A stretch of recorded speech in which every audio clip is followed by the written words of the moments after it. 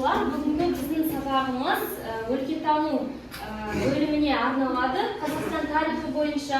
Енді қазір біз сабағымызды бастамас бұрын топқа бөлініп алайық. Мына жерден келіп, жеребеден өздерінің суреттерді таңдаңдар, сол сурет бойынша қазір топқа бөлініп отырасыздар. Келіп алайық.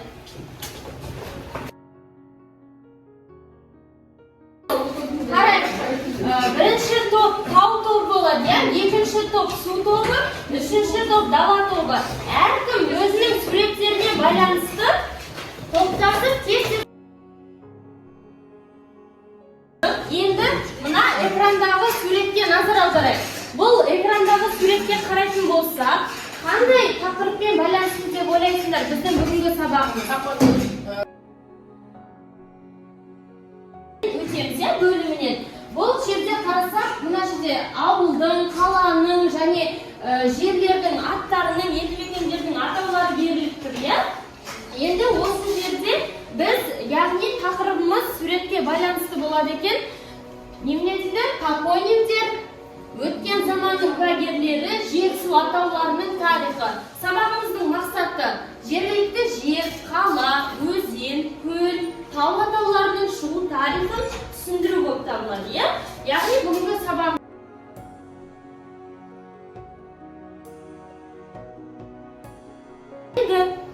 келесі топонимика сөзіне анықтама бере кетсек, Олжас оқи қойшы, топонимика дегеніміз не екен?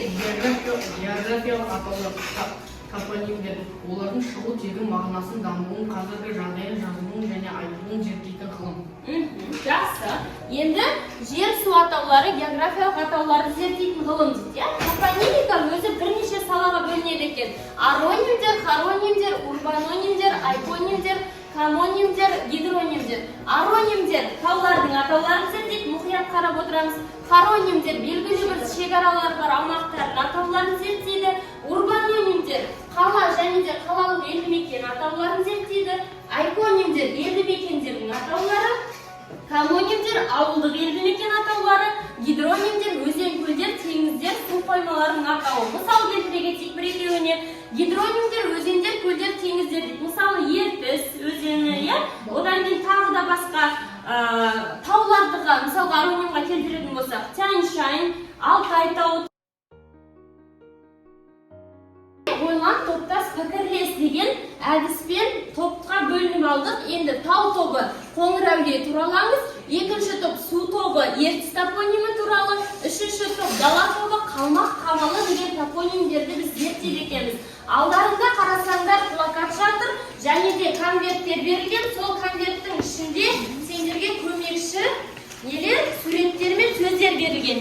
Енді соны плакаттарға жабыстырып, қазір бір-бірден еститін боламыз, қорғайтын боламыз.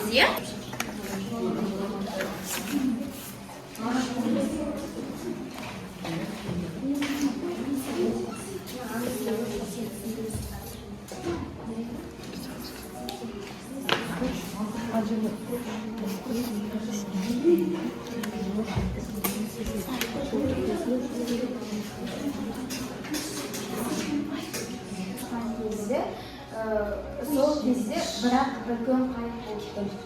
Ол қайыққа көп адам сыйған жоқ. Сол кезде үш әулие өздеріне сал тосып алып, өздері сол қайықтың артынан кетті. Бір күні сол сал судың ағысымен басқа жаққа қарай кетіп, үш әулие үш жаққа кетеді. Соның арасында Қоңыр-Әулие болды. Ол бір су тасқыннан бір үңгірге қарайтын болады, оянады. Содан кейін ол сол жерге барғанда, сол суға жетілес түсіп шығады. Сол кезде өзінің жеті есе жасағанын сезінеді. Содан кейін ол осы су қасиетті екенін түсінеді. Содан бастап ол жер Қоңыр-Әулие жері деп аталып кетті. Ертіс өзені туралы түсіндіре ғой. Өткенде бір патша қайтыс болыпты. Сол патшаның екі ұлы болыпты.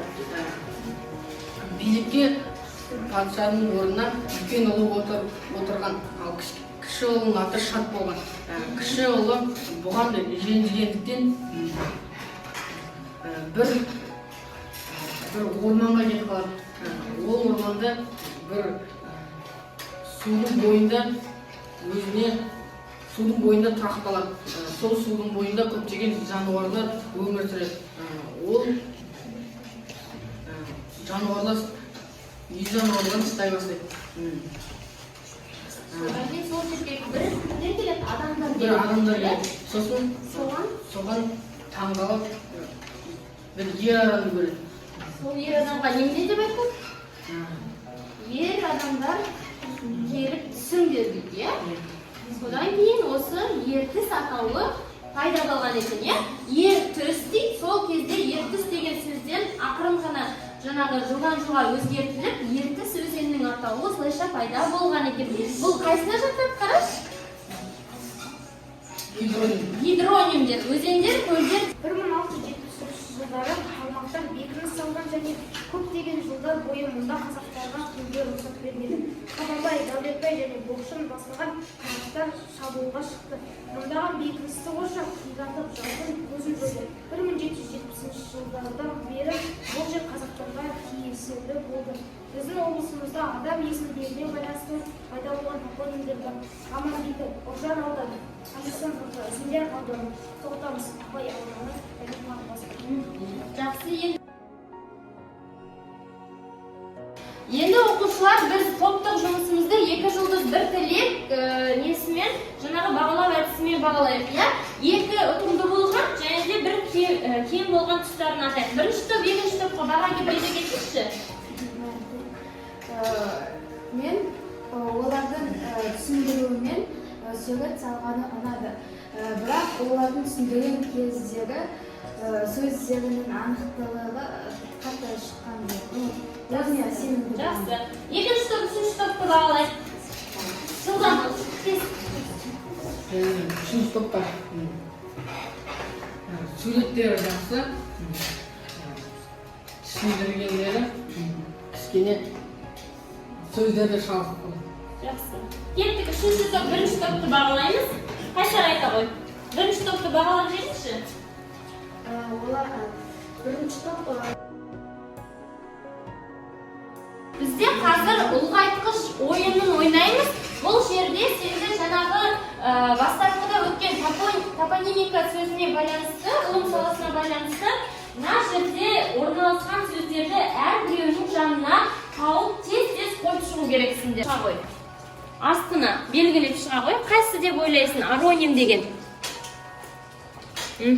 Жақсы. Тағы да? Дұрыс. Ароним деген сонымен балалар немен екен? Таулардың атауы екен, иә? Тарбағатай, Алтай. Томоним белгілей ғой, Ерсұлтан. Томонимға немен жатқызамыз?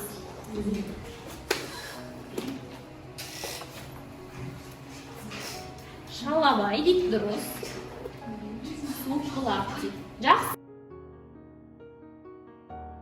Бағаларымызды қойып шығайын, иә? Смайлик әдісімен бағалайын.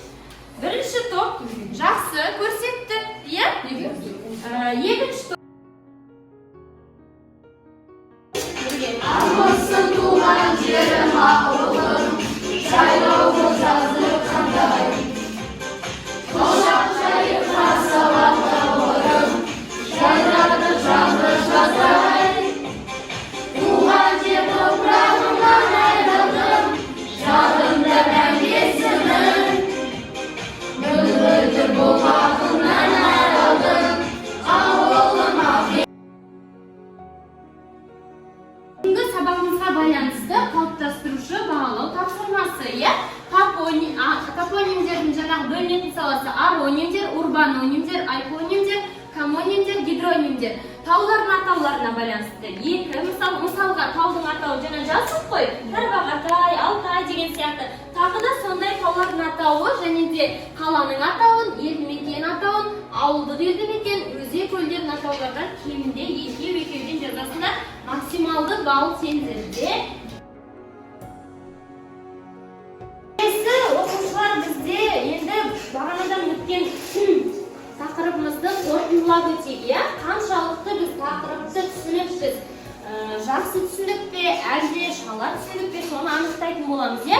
Алдарында сендерде қызыл және де жасыл дөңгелектер жатыр, иә? Бұрыс болса қызылды көтересіңдер, дұрыс болса жасылды көтересіңдер, иә? Қазір мен мәлімет оқимын, сол бойынша көтересіңдер және экраннан анықтап отырамыз, дұрыс көтердік пе, әлде қате көтердік пе? Бірінші сұрақ тыңдаймыз. Аронимдер белгілі бір шекаралары бар аумақтардың атауы. Дұрыс емес, иә? Жақсы, жарайсыңдар. Келесі, гидронимдер өзендер, көлдер атауы. Дұрыс, иә? Жақсы. Урбанонимдер ол қала атаулары.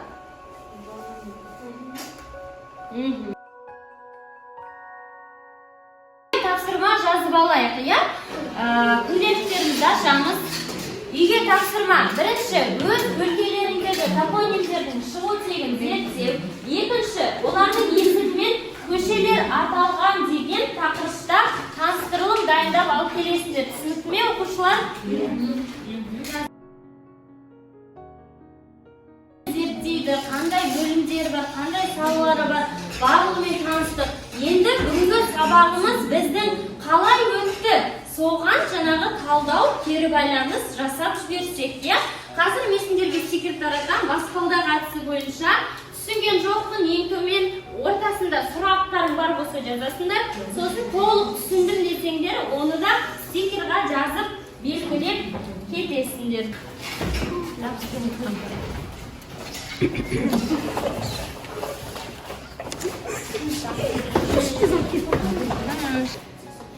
Жақсы, енді оқушылар, бүгінгі сабағымыз бізге мына стикерлердің жауабына қарайтын болсақ, баспалдақ әдісі бойынша толық түсінікті болған екен, иә? Барлықтарына сұрақтарың жоқ, түсінген жоқпын дегендер жоқ.